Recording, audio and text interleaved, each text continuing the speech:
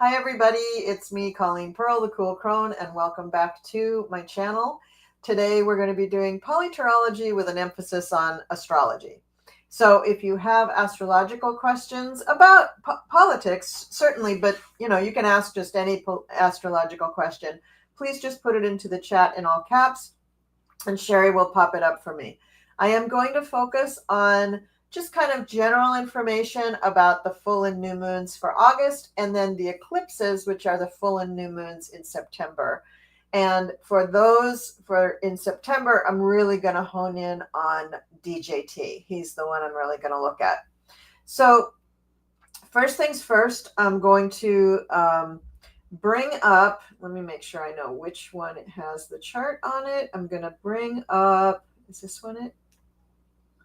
Yeah, this is, no, that's the eclipse. I don't want that. This one, September 7th, I don't want that. I want, just bear with me here. I'm just going to get the full moon chart for August. And here we go. And then I'm going to share my screen. Thank you for bearing with me, folks. I thought I had this all, I thought I had everything set up, but of course I got on here and went, oh, whoops. Okay, so we're going to do share screen, and we're going to do, I think it's this one. Yes, share. Okay, so now you should be seeing this. And apologies if what you're looking at has a bunch of ads on the side. Sorry about that. And I'm going to actually put myself down here and just make it the whole thing so it's easier to see. And that's what I'm going to look at. So I'm going over here. All right. So this is the chart for the full moon on, it says August 8th. I think it could be August 9th, depending on where you are. But what's going on in this chart is, we've got Pluto very close to the full moon, the moon specifically. So it's going to be an intense moon. People are really going to feel it. And usually in August, the moon is intense because the moon is in Aquarius is a quirky moon. The sign of Aquarius is about the extraordinary, the eccentric, the new, the different, marching to your own drummer, doing things your own way, and not paying attention to convention. So the full moon in the summer of August is usually very, not weird, but kind of a dramatic moon for that reason, because it pulls people into behaviors that are a bit different than they would usually behave. Now, the sun is in Leo. And most people in the summer enjoy the sun in Leo. It's when we go on vacation. Well, some of us, a lot of us don't get to go on vacation, but those of us who can do. And so it's a sunny, warm, and we use the word sunny to describe it, right? Because we're just so in love with that sun in Leo. But it's a time where we enjoy family. We enjoy being around children more. Children are out of school usually. And it's a time when families can be together and really reconnect and get to know one another. So it's a really nice time of year, but this full moon can bring stresses with it. Any full moon can bring stresses, but this one in particular will bring some stresses, even more so because of the placement of Pluto being so close to it. Pluto exaggerates things in a different way from Jupiter. Pluto makes things intense almost to the point of uncomfortability. And since the moon is not particularly happy or comfortable in the sign of Aquarius, that Pluto energy could make some people just feel like, oh, well, you just ruined the vacation. So just be aware of that. Try not to be too scrappy around the time of this full moon, which again is going to be very end of August 8th or the beginning of August 9th. So just be a little bit careful about that. I also want to point out that Black Moon Lilith, which is this little guy up here, this little, it looks kind of like a scythe almost up here. Black Moon Lilith, which is not a planet, it's a point on the moon's orbit, indicates that there will be additional stresses where it comes to things that you're embarrassed about, things that you're ashamed of, things that you want to hide, especially when it comes to female things. So whether you are a male person that has some female behaviors in your personality that you're embarrassed about, or if you are an actual woman and you have certain things that you're embarrassed about, these could be emphasized at the time of the new moon, and you could find people really pointing them out, or you feel like they're being pointed out, and this just makes you feel a little bit uncomfortable. Now, is this going to be for everybody? Not everybody. It's going to be most apparent for people who have planets at around 15 or 16 degrees of the fixed signs. And the fixed signs are Leo, Scorpio, Aquarius, and Taurus. So any strong planets that you have at that number, whether it's your moon, your sun, could be your Venus, even your Mercury. If you have planets at around that midpoint of the fixed signs, that's where you're going to be really, really sensitive to this full moon.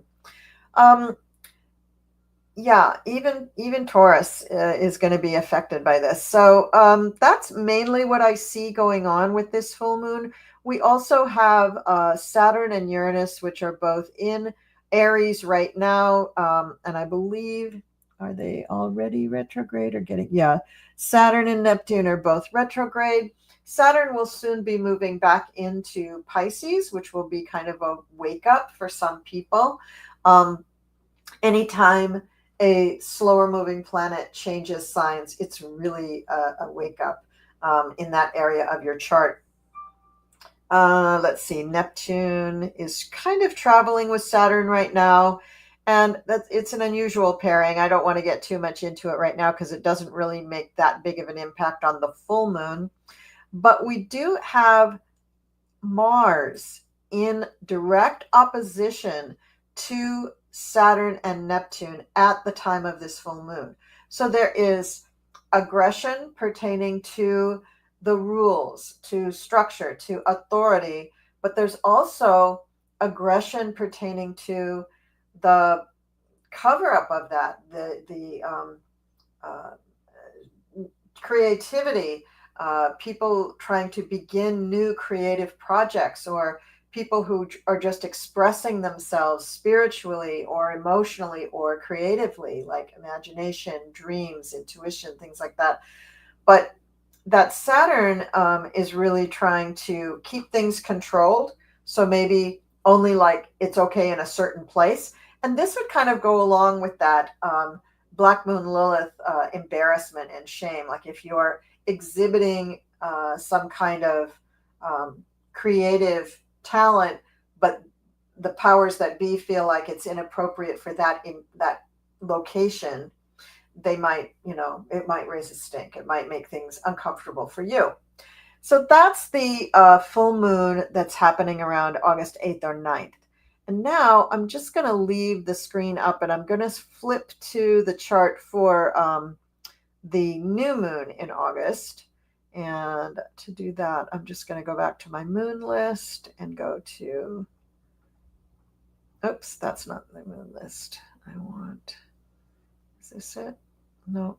Okay, let me go back here. Sorry.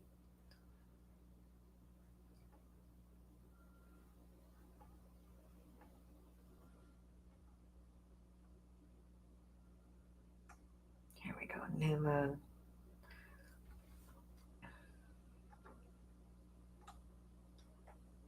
Okay, so here we have the new moon on August 23rd.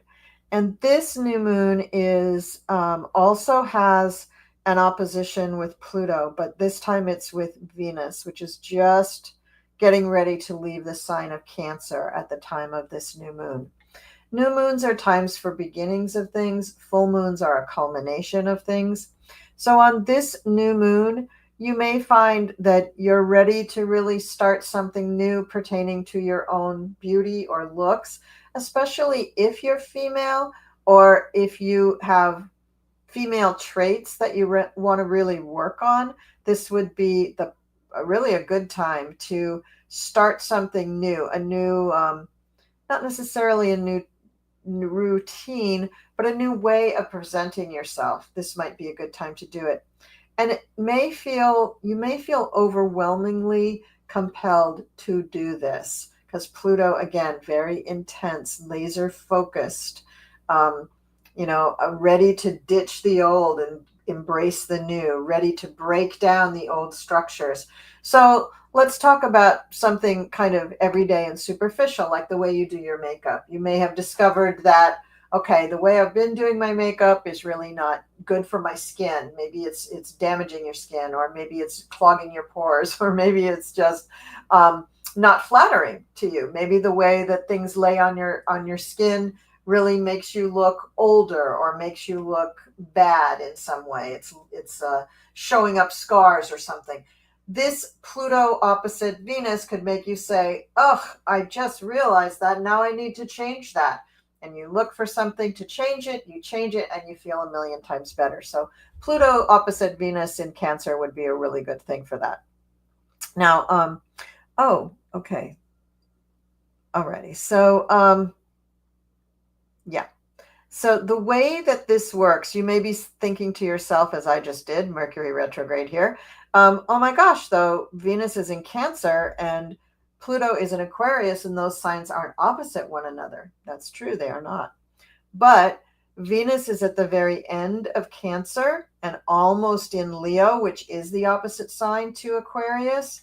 And so even though this is in Cancer, it is still approximately 180 degrees away or across the sky from Pluto.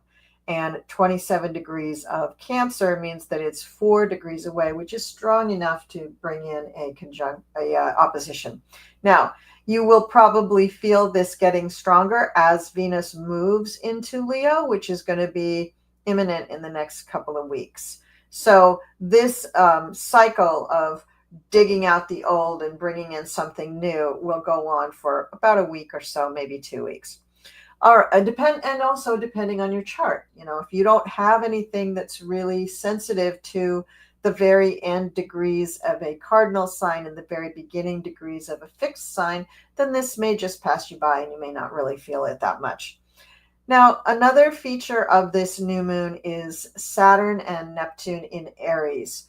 And Saturn and Neptune are still conjunct at this point. They're still retrograde at this point, and we're talking about August 23rd, the new moon in Virgo. But they are presenting a quincunx really to a quincunx to the new moon. So this is a strong aspect of awkwardness, of uncomfortability. Now, how will this be expressed? Well, if you are an actual Virgo, this could make you feel like you're unsure of how to proceed in a certain area. It depends on where Saturn and Neptune are falling in your chart, but just in general, Saturn is going to be about something that is constricted or has rules to it, some kind of constraint, boxes you in, limits you in some way, or even imposes a delay. Neptune is about imagination and creativity. It can also be spirituality and fantasy. So there could be something. Now you have to combine what is constricted but also fantasy, right? So maybe you're a designer. Maybe you're designing something that, although you're very creative in what you're designing, the tools that you are using, because Saturn rules tools, the tools that you are using are very hard to use, or you don't know how to use them, or you've been trying to use them and you can't quite get it to do what you want it to do. That kind of thing with this new moon may really come to a head, and you will either figure it out or maybe decide to just put it aside. I don't think you'll scrap the project, but you might, and that scrapping of the project then would fall under that opposition between Pluto and Venus. So this is a very active but simple new moon. You'll notice there's not a lot of aspect lines here. And the deepest ones are these lines here, these blue lines here. So we have Pluto going down to Uranus, making a trine. That is a very important thing. So I'm going to say, using my analogy of the creativity and the tools, Uranus is brilliance and inspiration. So you probably will figure out how to do it. Or Uranus can also be chaos and a little bit destructive, especially when you combine it with Pluto. Again, you could decide, throwing in the towel, this is awful, I don't want it. Maybe you have to go find a whole new tool to work with. Because these days, a lot of our tools are technology. All right, so that's what I see for that new moon. It's quite creative, but it could also be very frustrating. But if you have planets that are sensitive to these degrees, it's going to be more so. And the sensitive degrees would be people who had things at very, very early Virgo, which is a mutable sign. So all the mutable signs at their early degrees would be sensitive to this. And people who also had fixed signs at the early degrees or cardinal signs at the very, very late degrees. So that encompasses a lot of people. The mutable signs are Gemini, Virgo, Pisces, and Sagittarius. The fixed signs are Leo, Scorpio, Taurus, and Aquarius. And the very end of the cardinal signs, those would be Aries, Cancer, Libra, and Capricorn. So a little bit of everybody almost is going to be touched with this new moon. All right, so that's the new moon. Now I'd like to talk about, now Sherry, let me stop and just take a look. Do I have any comments that I need to be looking at? Let me see here in the starred comments. Kamala's chart for August and September is absolutely incredible. Will we ever have another free election? Yes, we will, Aileen. We will have free elections, just not tomorrow. As an Aquarius, how will all this affect me? That's a personal question, Belladon. I would have to do a whole reading, an astrological reading to answer that question. But if you want, it's a shameless plug for doing readings. If you want to go to my website, you can certainly make an appointment there. All right, so let me go to the charts for the eclipses. And I have them.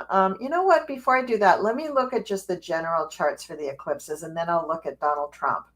Okay, so I'm going to go back to this. Here we go. Here's the September total eclipse. So in September, on the 7th, is this big enough? Yeah, I guess that's big enough. So on the 7th, we have a total lunar eclipse, and it looks like this. I'm just trying to get the chart just where I want it on the screen. There we go. That's better. And you can see that we still have Pluto up here at 1 degree Aquarius. Pluto moves very, very slow. It's not going to move very far in a few weeks. It just doesn't do that. Here's Black Moon Lilith, which has just moved slightly for us, but it has moved, unlike Pluto. Mars in Libra is sitting out here at 20 degrees. The moon, though, for this eclipse is at 15 degrees Pisces. And although Pisces is the last sign, the moon is right next to the North Node. This is the symbol for the North Node. It looks a lot like the glyph for Leo, but Leo, that last little flip on its tail does not curve around again. This I think of more like headphones. That's how it was described to me when I was learning the glyphs. So we have the moon and the North Node. Now that is what defines an eclipse, when the moon is very, very close to one of the nodes, right? So North Node eclipses have to do with new beginnings. But usually in order to have a new beginning, you have to give up something, right? One door will close. Now, the focus of the eclipse will be this new beginning. So you may not feel that the thing that ended was a very big tragedy for you, right? You may feel like, oh, that's just, that project came to an end, or, the person moved away and I wasn't that close to them, so that can end, or whatever. So the eclipse is going to bring about new stuff, right? New opportunity, or a new partner, or a new home to live in, or maybe even a new job, but certainly something new in your life. And depending on your chart and where the eclipse falls in your chart, that's where you're going to feel the impact of this eclipse. Me personally, this is falling in my 3rd house. It's falling right on top of my Mars. So I know that there's going to be some new communication project for me that is going to take off like a shot because it's activated by my Mars. And the moon is going to say, yes, this is what you need to be doing right now. So I'm all on board with tackling this eclipse. Now, what's over here with the sun is the complement of the moon, which is, would be just a regular old full moon. But since the node is next to the moon, we have an eclipse. And this is what will make it look like the Earth's shadow covers up the moon, and it looks like the moon goes dark. I don't know. I haven't researched this to see if we're going to be able to see this during the day, or if we're going to be able to even see this in the United States, or where in the world you would be able to see it. But that is what happens. And so very often the moon will look very red during a lunar eclipse, or it gets completely covered sometimes. But nevertheless, it usually gets colored by the umbra, which is the area before the actual shadow on either side. And that umbra makes the moon look kind of copper or red when you go into an eclipse. So Pluto is still having a good aspect with Uranus. So there will be something shocking and amazing that happens surrounding this eclipse. But it's being triggered, you see, because the moon is not right in the middle of this, but it is really triggering things at this time. What is in the middle of these two planets? So here's Pluto, here's Uranus, and if we follow this like an arrow here, this is kind of like a bow, right? And if you follow this like an arrow, it's Saturn that's right here. So a big emphasis for this eclipse, I think, will be something to do with a structure that is important to all of us. And what's the most important structure for all of us? Government. That's what ties us all together. So I guess I could pull up the chart of the United States and put this on top of it and see what we come up with as well, because I seem to be zipping through these little astrology things pretty quick. It's only 20 minutes in. All right. So that is that's the lunar eclipse. Now let's go to the solar eclipse. And this is a partial solar eclipse, so it's not going to cover up the whole sun. It's going to look like it's got a bite taken out of it, sort of. And let's look at that chart.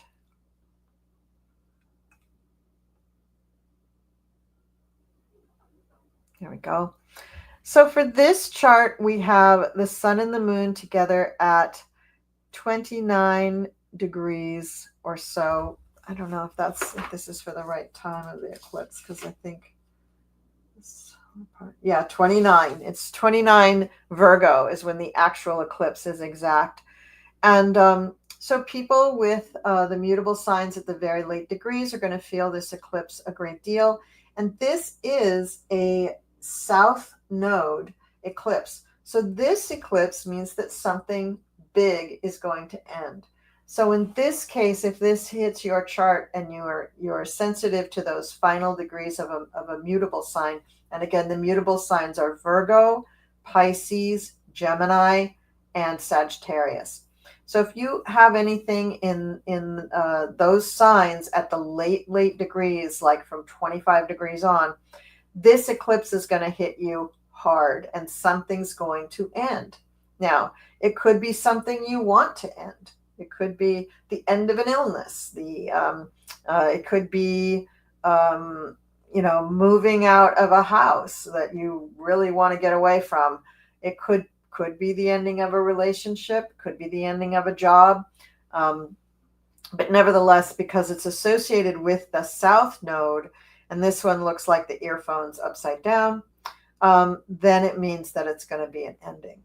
It is opposite of Saturn. So again, this is going to really just focus on our structures, most likely the government, and the opposition will also encompass Neptune. So there will be a certain amount of fluff, glamour, fantasy, imagination, gaslighting even surrounding this ending. So will it be a false ending? I don't think so.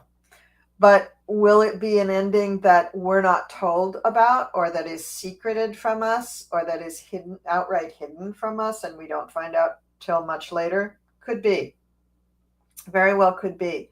Because Saturn is in Pisces, which is the last sign, which very often represents things that are hidden or far, far away, or things that take a very long time with Saturn. So we could see a lot of things, not a lot of things, but we could see some major thing really end at this time. Okay, so that's the 4 eclipses. Now, Brian is asking about Kamala's chart. So let me, if you just bear with me, I will pull up her chart and put the, I'm going to put the first eclipse on top of her chart. So let me pull that up. So it's Kamala. It's Kamala Harris. And I'm going to do this, and I'm going to find, when I say the first one, the full moon, in September. Here we go. Whoops, wrong year, 2024. I want 2025. Okay. And let me make sure that's going to be in landscape. Okay. Alrighty, so here we go with Kamala's chart. I need to make that just slightly smaller. All right. So one thing that I see here is that Uranus has come into her first house. So this probably is really helping her come back out into the public, and also allowing her to step away from what people expect of her, right? Uranus is unconventional. It's marching to your own drummer. It's not letting people tell you what to do. And what she has said is that the system is broken and she's not going to participate in it while it is broken, but work to fix it from being broken, right? So this is her warrior, her warrior aspect, just saying, nope, got to fix it. Can't engage in it. So I'm not running for public office until it is a system that is stable. Good for her. That's really, really good. She has Jupiter in her second house, so don't worry about her as far as money goes. She's going to be fine, and her book will probably be a bestseller. Venus is in her third house, coming up on her Mars, with her part of fortune already there, connected to Mars. These are ideas and her communication and her desire to give messages to people, basically. That's really what the third house is about. And these are excellent planets for her to have here. The Venus here means that she will be well received. I can't speak English anymore. So Venus here means that her message will be received very well. But she naturally has Mars here in the third house, and she has always been a pretty forceful speaker. Having Venus come over this during the eclipse is going to soften that speech and allow people to see her in a more favorable light. So that's really, really good. In her fourth house, she's got Mercury, which will be direct by that time. It goes direct, I believe, on the 11th of August. Mercury very close to the sun, but also touching this little stellium of planets of hers in the fourth house. So she has Uranus, Pluto, and Venus here. So Uranus indicating that she has a very unusual family, a very unusual living arrangement with her family. Venus, that it's very important to her. and Pluto just making everything that much more intense, that it's just something that she would live and die for. Now, Mercury and the sun touching that little stellium just inspires her to do more when it comes to her homeland and her home. So she is taking care of her family. She's taking care of Doug. She's taking care of her kids. She is making sure that what she is doing keeps them safe and also keeps her safe, but also makes them proud of her, because she wants that. With Venus and the sun there, she's going to be doing things that reflect well on her character, on her integrity. Mars is going to be going across her 5th house, and she has the sun in the 5th house. So once Mars catches up to her sun, expect that she will be doing something that makes us all go, oh my gosh, that's great, right? It's going to trigger some sort of hero moment for Kamala. I can look that up. Her sun is at 27 Libra. That's Kamala. And let me just give me a second. Let me see when that's going to happen, because that's exciting here.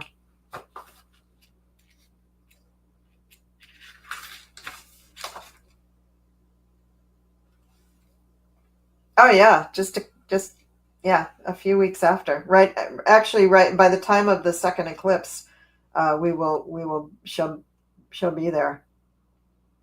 Yeah, right in between the two eclipses is when that degree is going to hit. So that period of time in between the two eclipses is going to be really exciting and really important for her. All right. What else do we have here? We have the little asteroids here. This is good for her health. It's good for her daily life. It means that she is strong. She is finding in her relationships and her partnerships a very confirming message about her home life and her balance with work and home. Just really, really nice energies for her to have here. The Black Moon Lilith here going over her Neptune means that she's going to be putting out there and exemplifying how she believes that women can work either in the public or out in the workplace, in any environment, and still be really involved and handling things for their own family, and that balance there is really, really important to her and to others. And she's going to exemplify that. And then again, she's really going for being a role model. And I don't think this is a conscious effort on her part. I think it's just the way that she's living her life. She becomes a role model. She's already put herself out there on the world stage, but being a role model that we like is a whole other thing, and that's just our response to her. Okay, we've got Pluto, Pallas Athena, and her, and the we'll ignore the ascendant because the eclipse doesn't really have an ascendant, but Pluto and Pallas Athena appear in her 9th house. This is spectacular for her on the world stage. When she is out on the world stage, her ability to keep together with facts and figures and to be strong and wise in her message when she's on social media, and to be not careful. Pluto's not making her careful. Pluto is making her incisive. So her messages in social media will be very, very precise, with Pallas Athena next to her Pluto, but also very powerful. So we've got a really powerful speaking here coming up for us. And this is in opposition to, well, actually, it's too wide to be in opposition to her Mars. But she still has this very good messaging triumvirate here of the Venus part of fortune and Mars down here in her 3rd house. So really, really great for her being on the world stage and for putting out really positive messages. During this eclipse, the actual eclipse with the North Node moon is going to be, yeah, that's the first one. Okay, so it's going to be right over her Chiron, which is really great. Now, she has Chiron in her 10th house, which is the planet of wounding and trauma, and also the planet of healing, the wounded healer. So this is very interesting. I would say that her loss in the election was a big wound, and having this eclipse come over the Chiron is a big healing. So that's my interpretation of it. She also has Vesta on her midheaven. She's very family oriented, very oriented towards the care and nurturing of a family. So it's interesting that she didn't actually give birth to children, but she has 2 children and she has a family that she loves very much and she's very involved with. Her moon and this eclipse coming over here in the 10th house is a moment for her where she is able to really feel the healing of the American public. The moon in the 10th house always represents, excuse me, somebody just came home and I wanted to shut the door so that they wouldn't come bursting in to talk to me. So this is the American public just really embracing her. And that is something new for her. Like we love her. We never stopped embracing her, but this could be something really fantastic for her on the eclipse time. Saturn and Neptune here going from Pisces to Aries. Now I think they're still retrograde. Yeah. So here's Neptune. Yeah, they're still retrograde. So they're going back up into her 10th house. So that's good. So kind of having a replay into her 10th house might be a very good thing for her professionally. It might allow her to be seen, that's Neptune, to be seen in this glorious light as the lotus that we love. And Saturn will allow her to also be seen as the attorney, the politician, the leader, the authority, the person that we want in this moment. So a lot of this is going to be very, very helpful for her professional image. Let's see, we have Ceres here in the 11th house. She's appealing to women so much. She's showing women that, even if you get knocked down, you get right back up and you start doing things, but you take time to take care of yourself. You take time to heal and get over it and be really strong once you do come back into the into the public eye. We have Eris here conjuncting her moon along with the transiting Chiron. Powerful, powerful moment on the eclipse to have those 2 things sitting on her natal moon. It's very powerful. Eris is the female warrior, the sister to Mars. And Chiron is the wounded healer. And when it's transiting, it is helping you heal in a particular part of your life. Now, I'm sure her moon in Aries, I love you. My daughter has moon in Aries. When they are hurt, they're very, very hurt. And it really, they don't want to show it because they think of themselves as the warrior. They think of themselves as the person who always takes care of everybody else. So it's almost just like too embarrassing for them to show it. And you notice she went away from the public. She did not show it. This planet of Eris and of Chiron going over her moon, which is where she really needs healing, because our moon is where we feel the things that we feel, is really, really brilliant for this eclipse moment. So I think this eclipse is going to be really good for her. I think it really bodes well. And now, should I look at the following eclipse, the one on the 21st, and then we can go to Tim Walz? How's that? We do that? Okay. So I'm going to switch this now to the other eclipse, which is a new moon eclipse. So I'll go to my new moon listings and we'll go, whoops, went past it. Here we go. Solar eclipse in Virgo. We're going to do that and click go. And here we go. All right. So here is Kamala's chart with the second eclipse. Now this is the one that is, I believe, the South Node eclipse. Where's the moon? Where's the node? I don't see it here.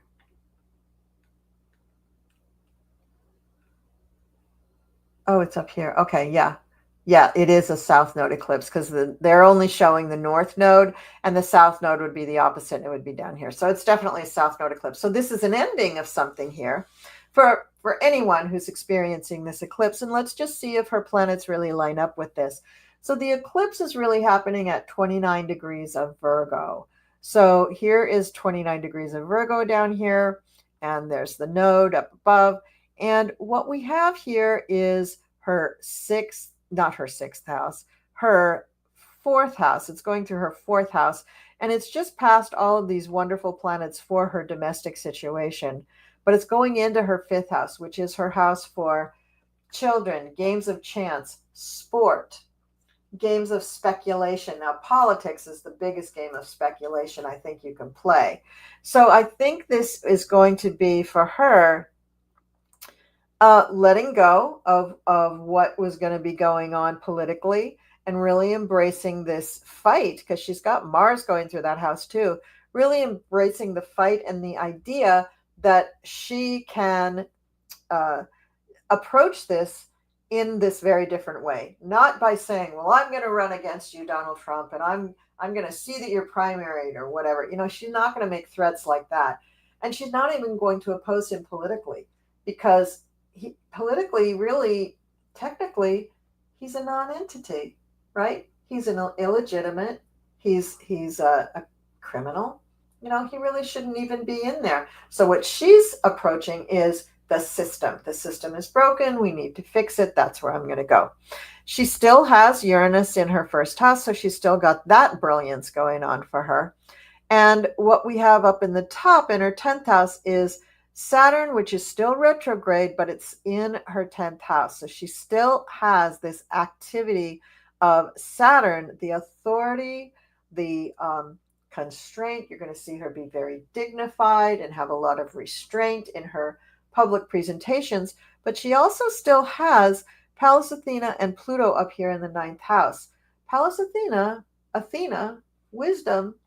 Pallas Athena is giving her a lot of information, and I would say she's probably getting a lot of downloads from her guides too, saying, just say this, you are the mouthpiece for this. You are the one that can deliver this message. This is going to be really good.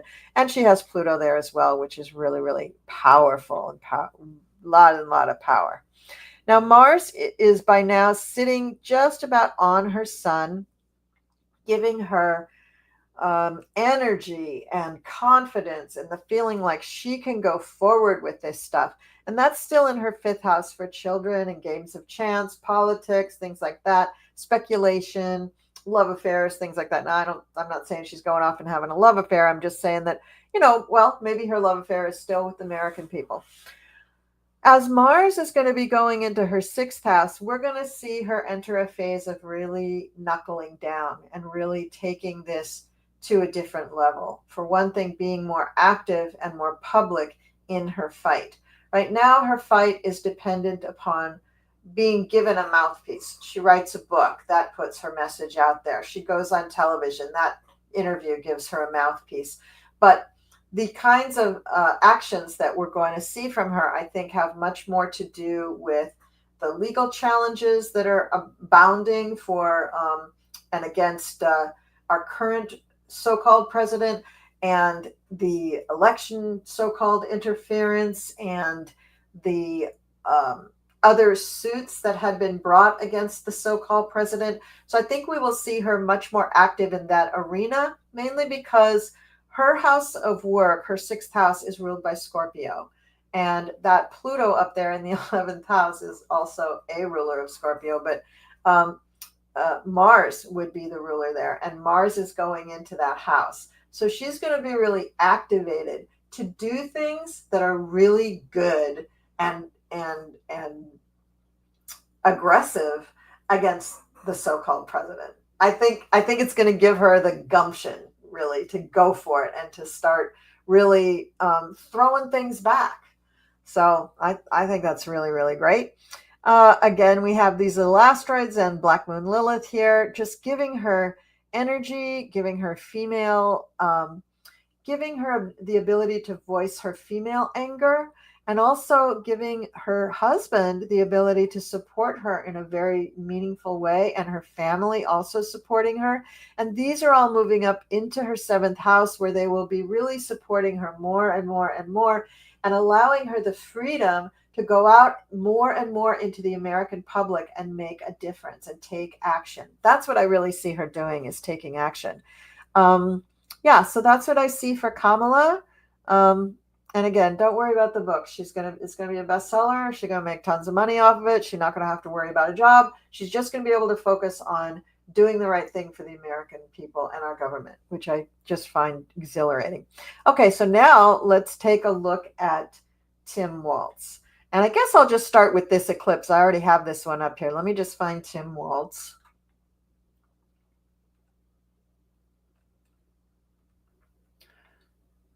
And I'm going to take a little sip here.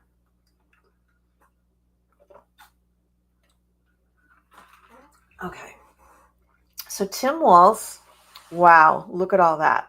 Okay. So this is a man who's really going to be going to town with this stuff. Oh, man. Yeah. Okay. The first thing that I'm focusing on is down here in the third house for his communications. We have Uranus conjuncting his Venus, and it's going to be that way for a while. And I have a feeling that when Uranus first came into the neighborhood, it isn't how most astrologers talk about it. They talk about the orb. So his Venus is at 2 degrees of Gemini.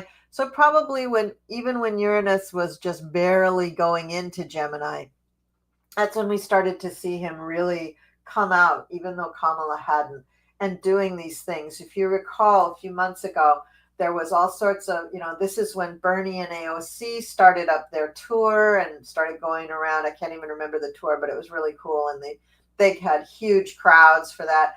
Tim Walz was doing a bunch of stuff too.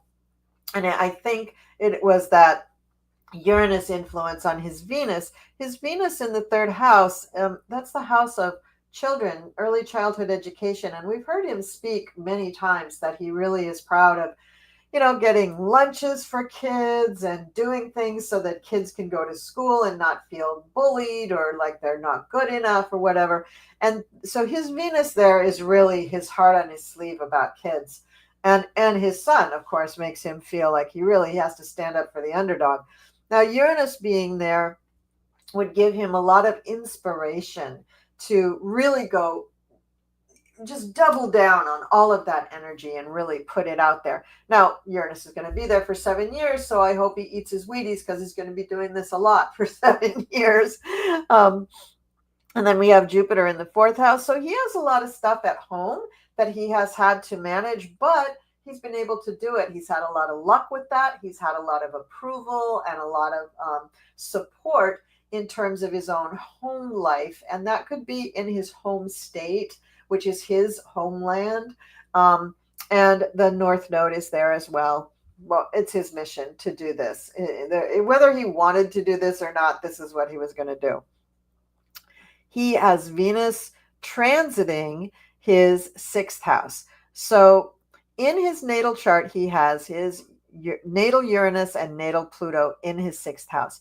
This guy is a go-getter. He's already in Aries, right there. That shoots him out of the gate with all of his energy. But he's got Uranus and Pluto, two of the big modern planets, in his sixth house. So he thinks outside the box, and when he decides to act on it, it's boom, boom, boom, boom, boom. That Pluto just not energizes it. Uranus brings the energy, but it focuses it. It makes it, when you've heard him speak, the little details that he can pull down into a speech that sounds like he's just riffing off the top of his head about something that he feels very strongly about. And then he'll drop in these very specific facts and figures. And you're like, God, where did he get that?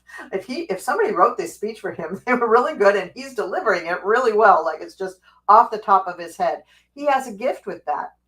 And that is the way he expresses the way, kind of a warrior spirit, but also just what he thinks is right. Because Virgo is the sign where they really believe they're doing what's right. And so with Virgo on his house for work, every day he's going in there and making sure that he does the right thing. That's cool. That's really cool. Now, right at the time of the eclipse, and this is the solar eclipse. So this is the second one. This is the one on September 21st. He will have the sun going up into his seventh house. So it will be wrapping up. And also when the sun is transiting his seventh house, which is all the time of September, basically, he will be really strong in his work. So I think he'll have a lot of good energy. He will be able to do things both for the federal front and for what's going on in his state. I believe he's the governor of Minnesota. So Minnesota will not be the stepchild. He'll still be doing everything for everyone. He has the energy, man. He's an Aries, and he's got all this other stuff going on in his chart that's really, really outstanding. So we're not going to worry about him.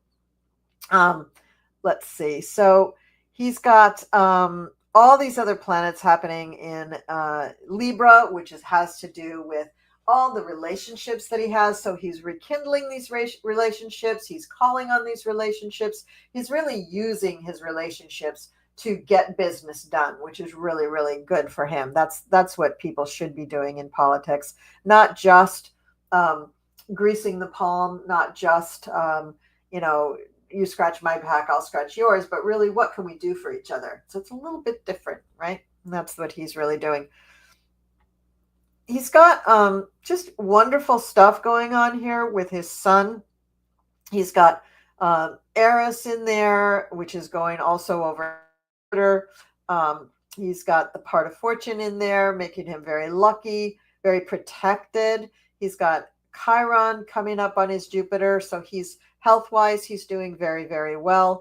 He's got Neptune and Saturn approaching his Mars. Now, that could be him really being very focused in his messaging out to the world. So I would imagine that he and Kamala have at least spoken, if not had several meetings, to kind of plan a strategy about how they want things to go. And on this eclipse, we have the North Node right on top of his Chiron. He wants to heal this for Kamala and the country. He really has a mission to do this. North Node is our mission, and it's hitting Chiron, which is his wounded healer, but I think he's feeling it for everybody because he's kind of like that. This Aries energy of his is kind of that everyman energy. So I think he feels like, I am the country, I am the people, and we need this healing. And by God, I'm going to do what I can to make it happen. Really cool. So that's what I see for Tim Walz. That's what I really see for that. So yeah. Okay. So that was kind of a lot. Okay. What do we have in here? It's just about an hour, but oh, this is great. I think everybody was just listening. Okay, great. All right. Okay.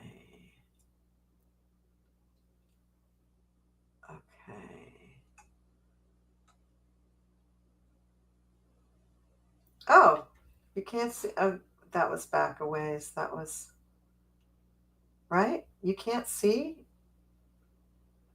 I was just talking about the chart. No, I couldn't see that chart. Oh, shoot.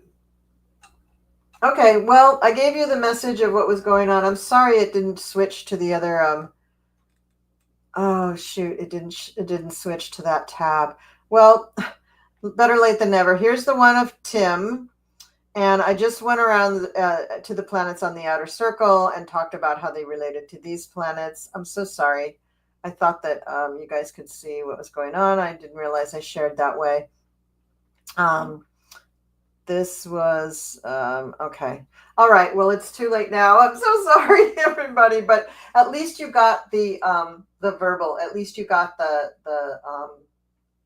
message for each one. What was going to happen with Kamala on both of the eclipses, and what's going to happen with Tim on the second eclipse, which encompasses a lot of the same planetary information that is coming up on the first eclipse, but the second eclipse would be looking at, I'm going to stop sharing for a second. There we go. The second eclipse would be showing you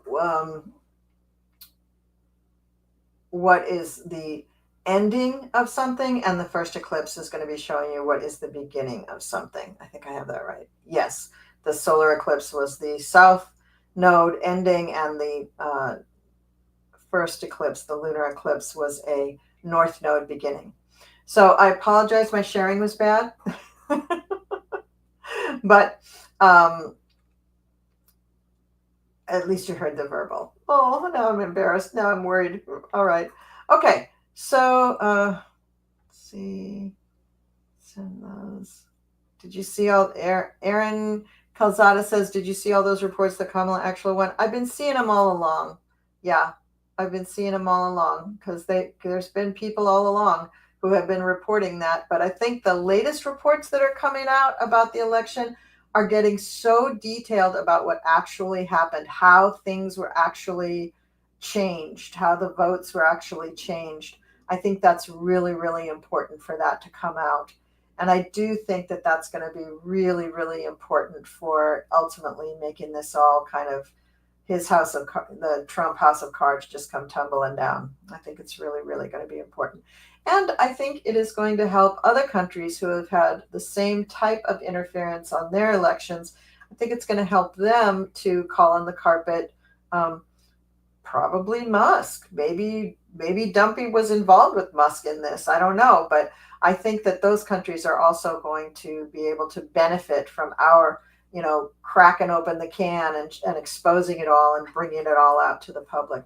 I do think when it comes to bringing Dumpy down, I think that the election interference information will be a big part of it, but it won't be the only part of it. It won't be the only thing. Because you have to get him and his administration, the people in his administration, you have to get them contained. And in order to get them contained, you have to get them out of the White House. I mean, physically out of the White House. So you have to have some kind of an intervention. All right. So thank you, everybody, for watching. And I'm so embarrassed that I was going on and on about screens you couldn't see. I apologize. But I did tell you what was going on. And if anybody, you know what, maybe I'll put up on my community tab or post tab, maybe I'll put up the charts and see if I can do something that way with it. Okay. All right, everybody. Thank you so much for watching. I don't think I have anything else down here that, okay. Okay. Thank you so much for watching, everybody. Take care, and I will see you next time. Just look for my posts and notifications because I put them up all the time. And we're going to make it. We're all in this together. We're not going anywhere. We're going to be okay. All right. Bye-bye, everybody.